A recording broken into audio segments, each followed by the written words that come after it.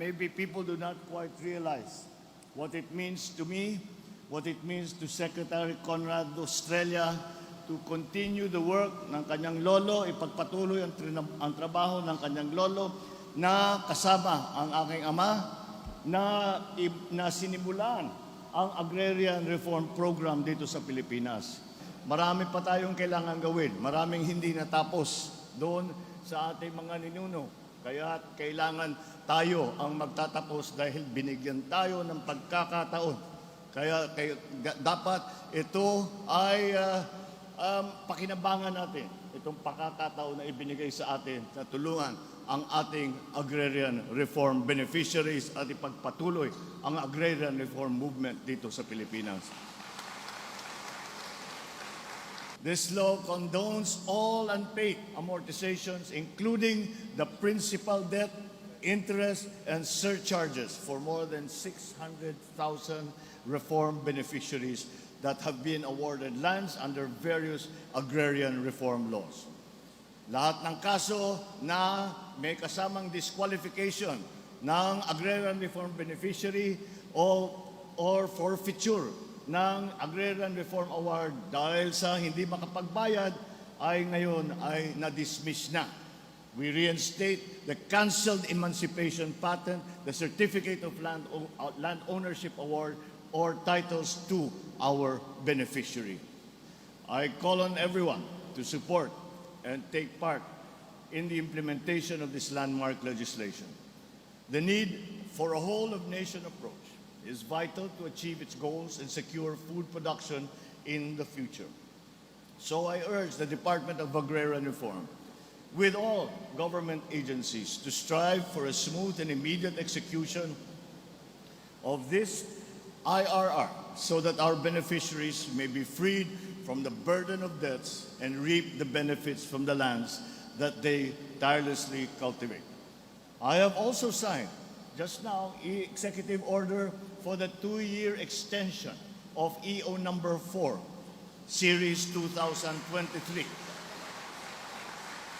Dahil merong mga ibang beneficiary ay hindi nakuberan nung pagpasok ng IRR at saka ng moratorium na ginawa natin sa original na EO. Kaya sila naman ay qualified sa ilalim ng pagpatuloy ng moratorium ng EO number 4. This administration reaffirms its commitment to enrich the lives of our farmers, ensure the rapid industrialization of our farmlands, and promote sustainable and inclusive growth in our countryside. Ito na yata ang pinakamagandang birthday gift na natanggap ko sa buong buhay ko. Maraming salamat.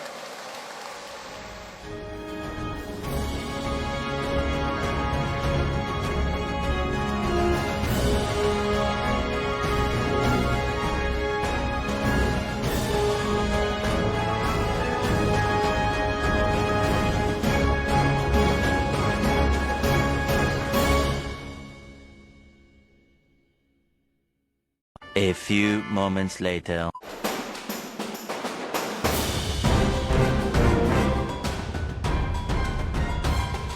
Republic of the Philippines, His Excellency Ferdinand Romualdez Marcos Jr.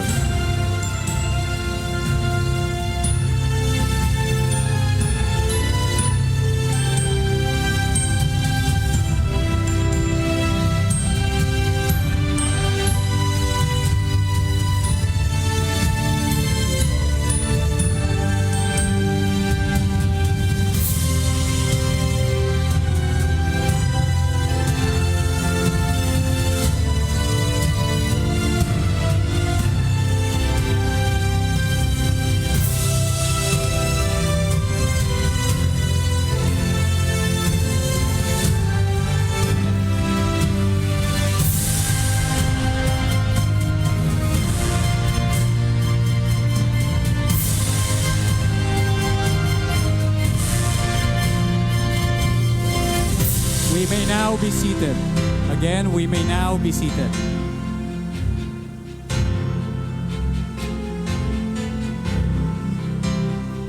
Good afternoon.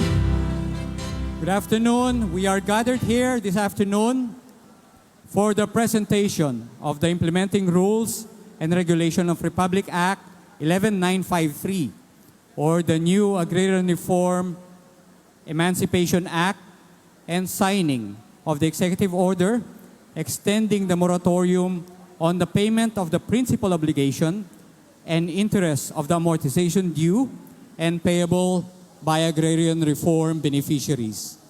To formally and Special Assistant to the President, Secretary Anton Lagdameo, and the Chairman of the Committee on Agrarian Reform in the House of Representatives, Congressman Sol Chungalao.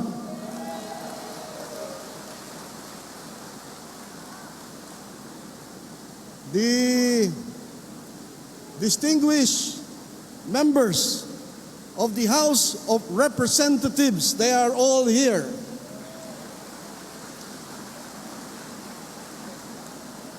Mr. Speaker, mukhang may quorum na ho tayo. And the governors, local government officials, the leaders of the farmers organization, leader of the Federation of Free Farmers,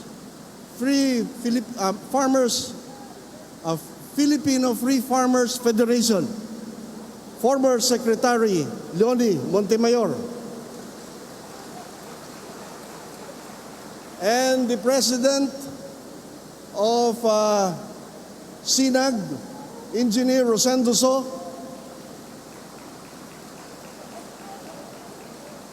we also have here the President of the Land Bank of the Philippines. Let's give her a big hand. And the Administrator of Land Registration Authority, Administrator Jerry Sirius,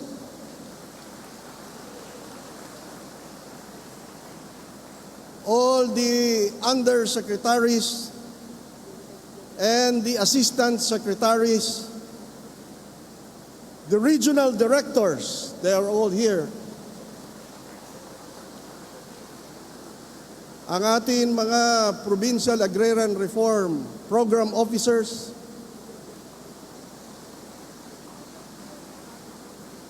at ang mga maro, at nandito rin ang mga agrarian reform beneficiaries.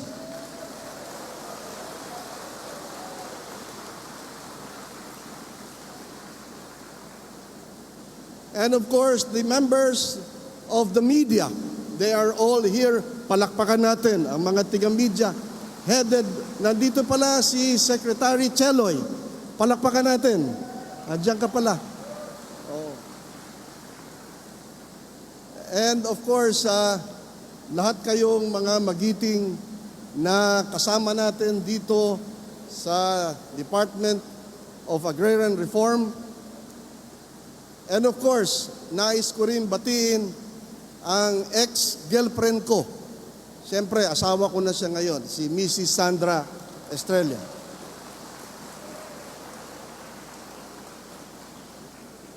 Ladies and gentlemen, napaka-espesyal po nitong araw na ito sa atin. Sapagkat, mamaya mamihasa na tayo. Noong nakaraang taon, tayo ang ka-birthday ng ating mahal na Pangulo.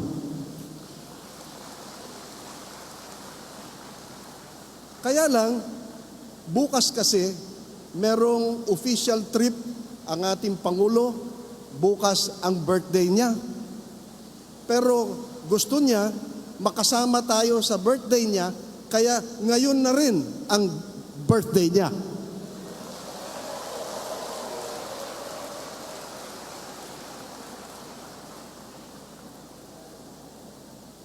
Napaka-significant event po nito.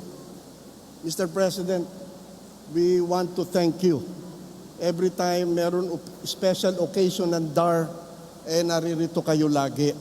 Marami pong salamat sa inyo. At alam po ninyo, nung ako'y binata pa lamang, I was about 13, 14, 15 years old. Hindi lang nga ho dito noon yon. Diyan, sa building na yan, sa second floor. Hindi naman sa fifth floor ang opisina ng sekretary noon. Diyan, sa second floor. Isinama ako ng aking lolo.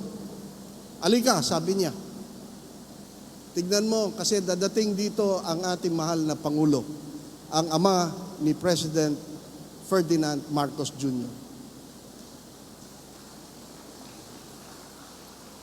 By the way, birthday din niya kahapon. Kaya palakpakan din natin.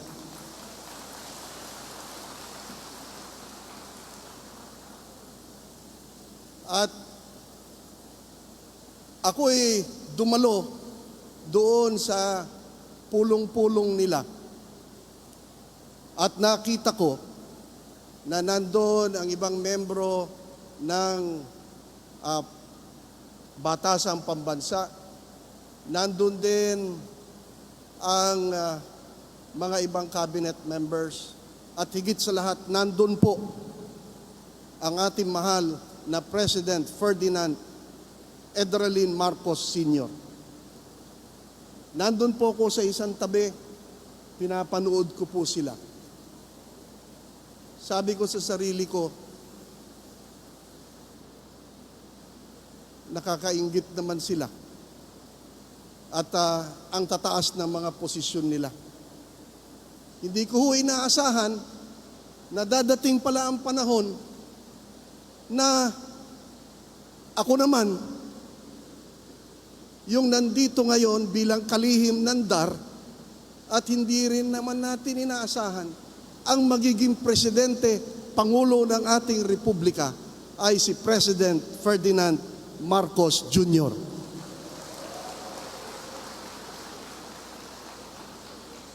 Hindi ho namin inaasahan ito. This is really a blessing from the Lord. At alam ho ninyo, the President is also a big blessing to the agrarian reform beneficiaries sapagkat mahal niya ang ating mga magsasaka, mahal niya ang agrarian reform beneficiaries. Kaya lumabas ang moratorium nung natatandaan ninyo nung kanyang kaarawan last year. Lumabas ang Republic Act 11953, New Agrarian Emancipation Act. Lumabas ang napakaraming support services. Maraming nagsasabi, baka hanggang drama lang yan, batas na yan. Sapagkat maraming mga batas na napapasa, ngunit ang tagal bago matapos ang implementing rules and regulations. Nagkakamali ho sila. Sapagkat itong araw na ito, ang IRR for Republic Act 11953, the New Agrarian Emancipation Act, ay amin ibibigay kay President Ferdinand Bongbong Marcos Jr.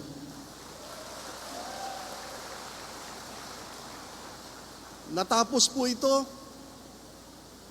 In fact, yung chismis, last year pa lang daw, natapos na namin nila Senator Amy. Totoo po yun. Matagal na ho namin na pinag-aralan. Ngunit, gusto ko lang hong bigyan ng konting papugay ang mga nagtrabaho dito. Yung mga naging membro ng ating technical working group headed by Undersecretary Kaisel Celeste. Nandito po siya. At ang kanya mga members, ang Vice Chairman, si Attorney Christian Munsod.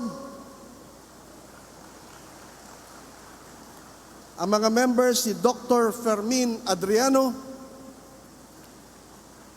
Pati si former Secretary Leonie Montemayor, andito po siya. Former Secretary Margarito Tebes. Si Engineer So. Si Assistant Secretary Marjorie Aison.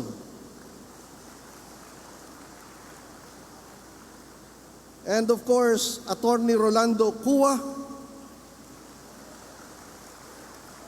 Attorney Sheila Enciso, Attorney Jamil Amatunding, Miss Lilibeth Lee. Yan po ang mga nagsipag at humarap doon sa 4 na naganap na public consultation natin. 2 sa Luzon, 1 sa Visayas, 1 sa Mindanao.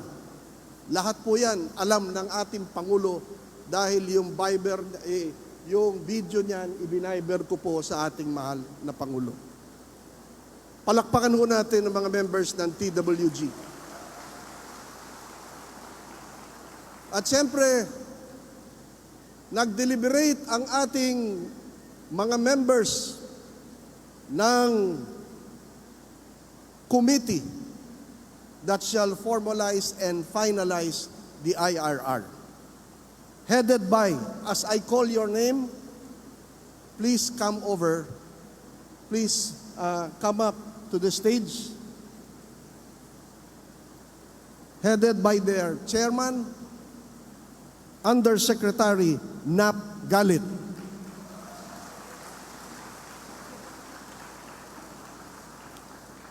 And by their Vice Chairman, the Executive Vice President of the Land Bank of the Philippines, Mr. Alex Lorayes.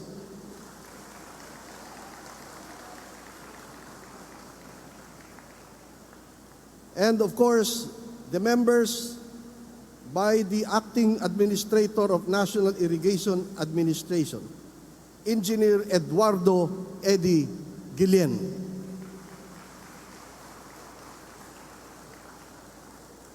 And ang ating kaibigan sa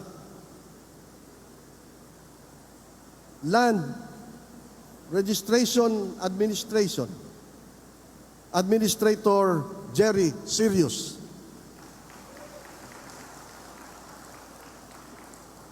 And also Vice President of the Land Bank of the Philippines, Attorney Marife Lynn Pascua.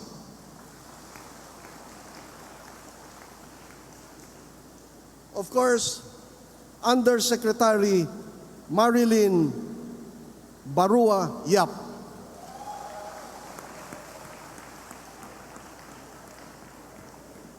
And finally, Undersecretary Louie Pangulayan.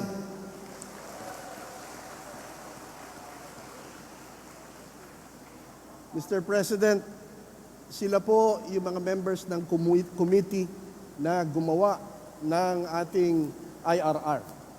At isasubmit na po namin sa inyo ang IRR.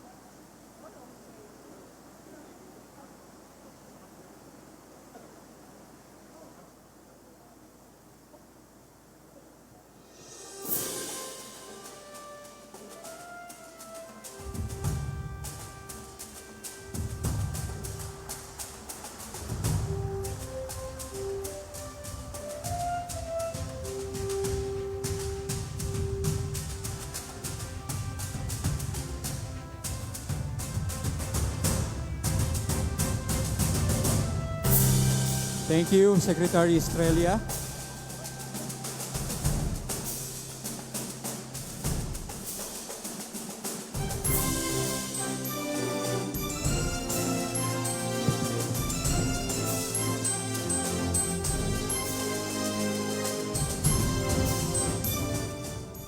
Ayan na po ang ating IRR at bukas na bukas po, umpisa na ho ang trabaho namin.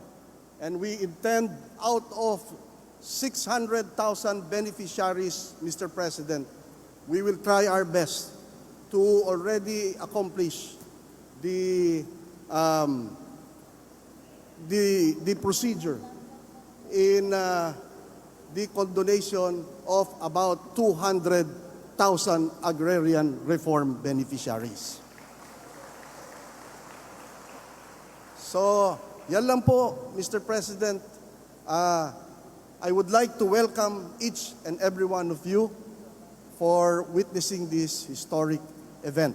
At marami pa hong tayong gagawin. Pipirma pa ho ang ating Pangulo sa extension ng moratorium EO. So ladies and gentlemen, thank you and God bless all of you.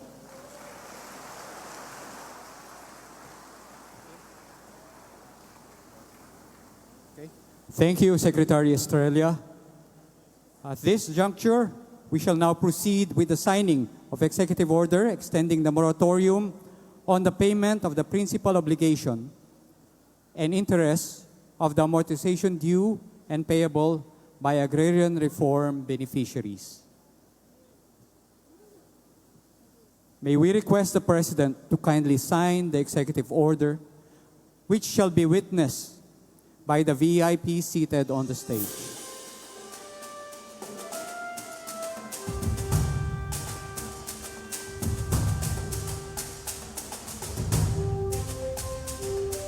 And now the President is signing the executive order. There you have it. The President has signed Executive Order number 40.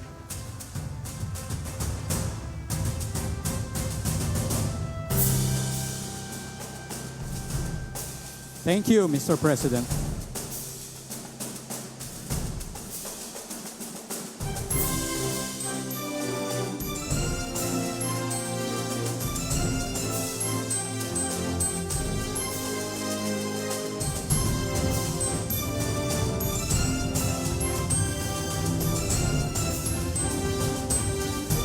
And now, may we request Executive Secretary Lucas P. Bersamin to introduce our guest of honor.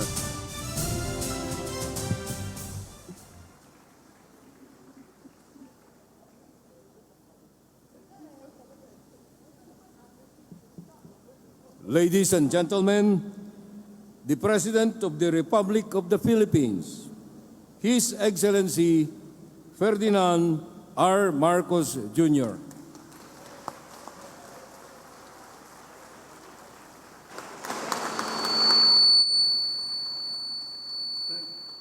Thank you very much, Executive Secretary Luke Bersamin. Please take your seat. The House Speaker Martin Romualdez, and the members of the House of Representatives that are here today. Mas marami yatang congressman dito kaysa doon sa Batasan. Well, I don't blame you. This is a very important day.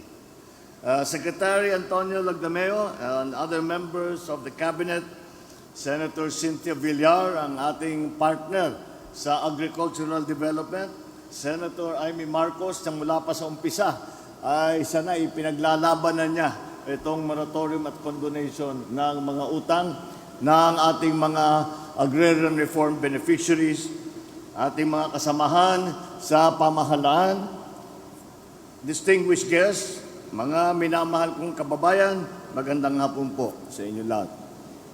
It is with immense pride that I join you today for the presentation of the implementing rules and regulations of the new Agrarian Emancipation Act, also known as the Republic Act number 11953. As we stand on the cusp of agricultural development, I convey my utmost gratitude to our farmers and our agrarian reform beneficiaries for continuing to ensure the accessibility and affordability of our agricultural commodities. Ay napakahalaga ang inyong ginagampanan na maitiyak na ang Pilipinas ay may sapat na pagkain, may sapat na lahat ng produktong agrikultura at nagbibigay ng pagkakataon hindi lamang sa sektor ng agrikultura kung hindi po lahat ng bahagi ng lipunan. Ito po ang nagiging itinatawag na multiplier effect ng ginagawa ng ating mga nagsasaka.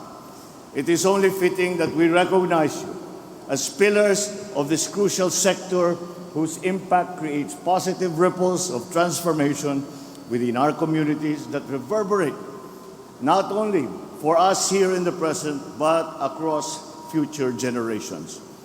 This government will continue to strive to empower farmers as well as to respond to their needs so that we can effectively fulfill our roles and help them fulfill their roles for our people and our economy.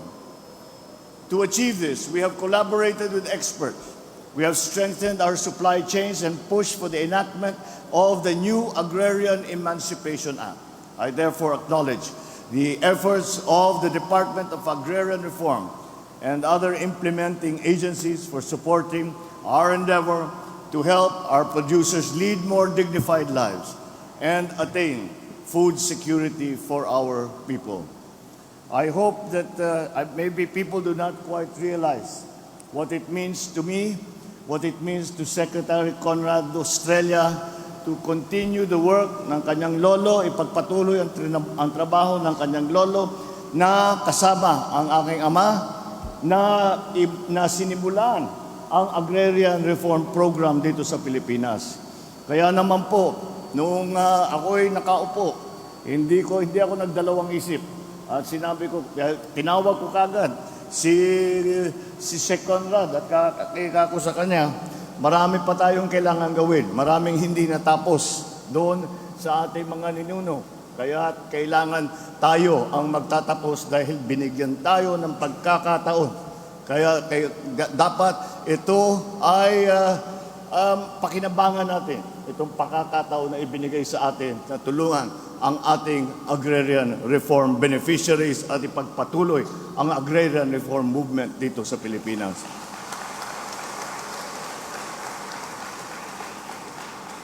Kasama rin dyan ang ating mga kasamahan, ng ating mga legislator galing sa House at galing sa Senado.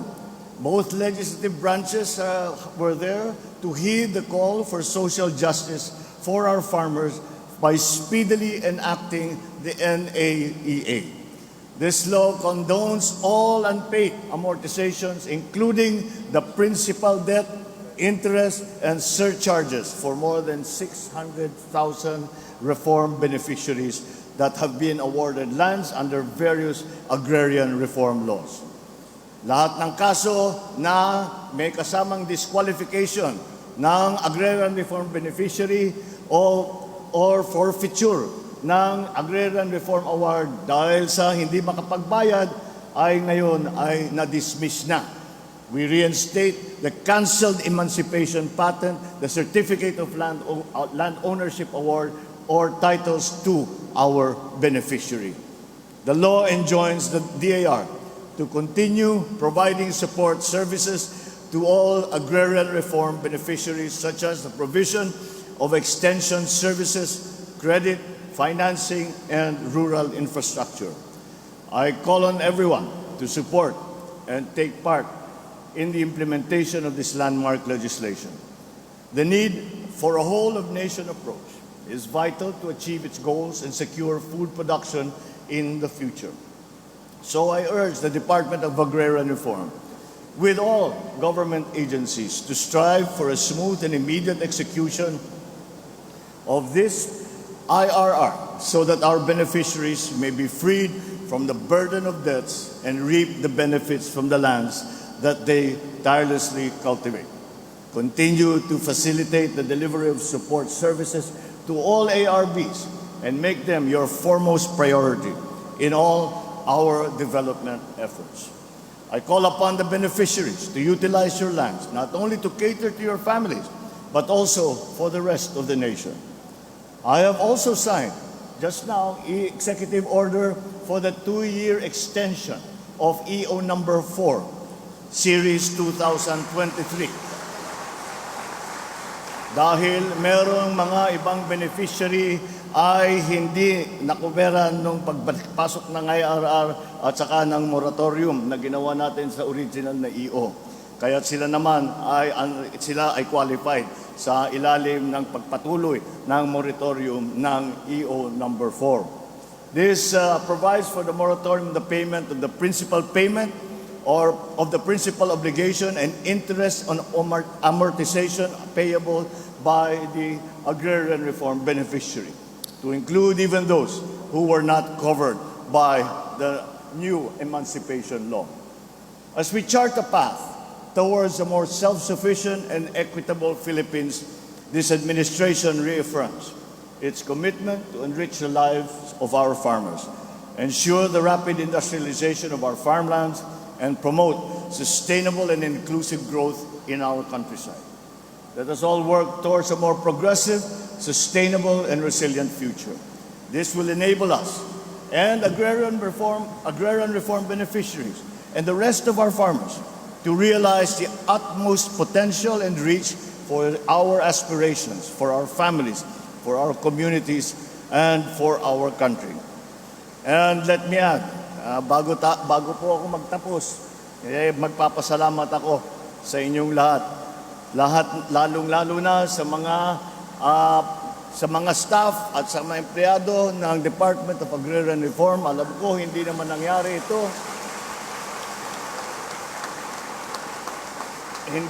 Hindi nangyari ito kung hindi sa inyong sipag at kadunungan na maibuo itong IRR na ito. At ako'y nagpapasalamat sa inyong lahat, sa lahat ng kasama natin upang mabuo natin ang IRR ng New Emancipation Law. At on a personal note, nagpapasalamat ako. Ito na yata ang pinakamagandang birthday gift na natanggap ko sa buong buhay ko. Maraming salamat.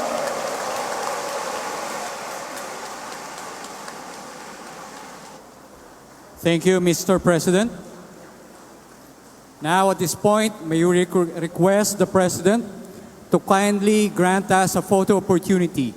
May we request all our DAR officials, the Secretary, Undersecretaries, and Assistant Secretaries to please come on stage for a quick photo opportunity with the President. Again, let me call on our Undersecretaries and Assistant Secretaries to please proceed to the stage for a quick photo opportunity. Thank you.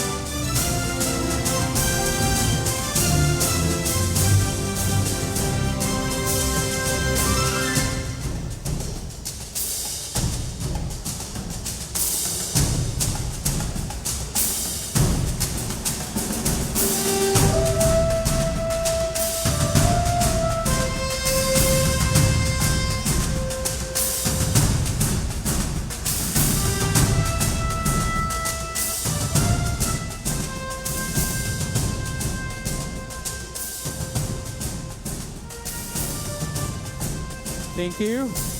You may please exit to your right. Thank you again to our DAR officials, our Secretary, the Undersecretaries, and the Assistant Secretaries. At this point, may we request the President to proceed downstage to grant us a group photo.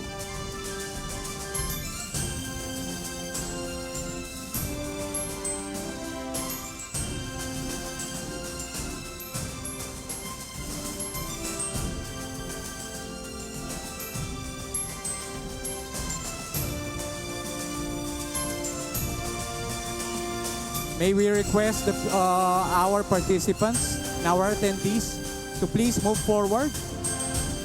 You can move forward for the group photo with our president.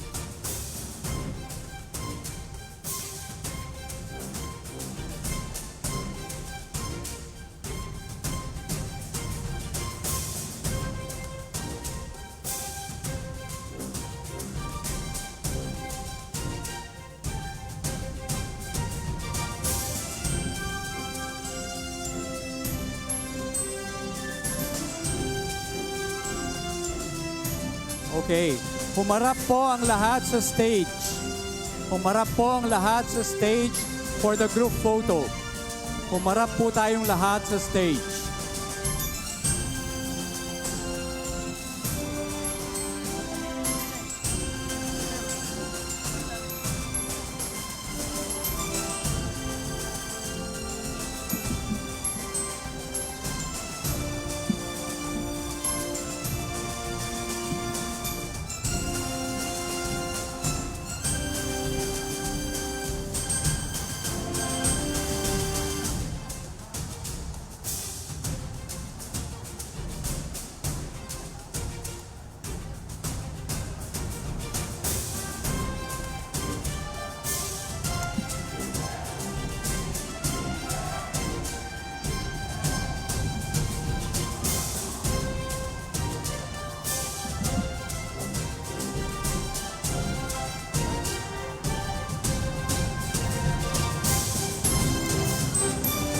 Okay, mga minamahal naming mga opisyal, kasamahan at mga agrarian reform beneficiaries, kantahan po natin ang ating Pangulo sa kanyang kaarawan.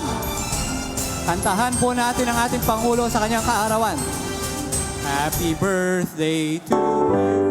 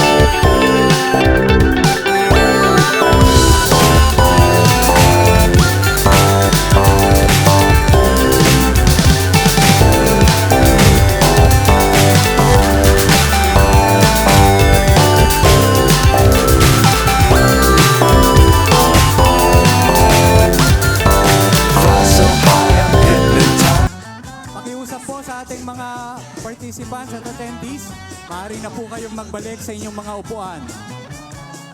Maaari po bang magbalik na ang ating mga attendees ngayong araw na to sa kani-kanilang upuan? Check. Hey.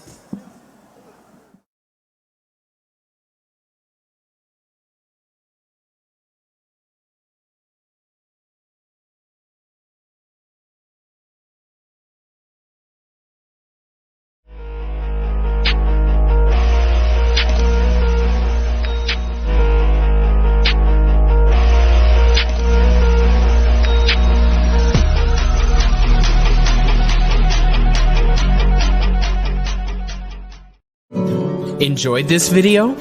Hit the like button and share with your friends.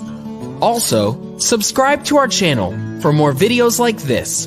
Thanks for watching.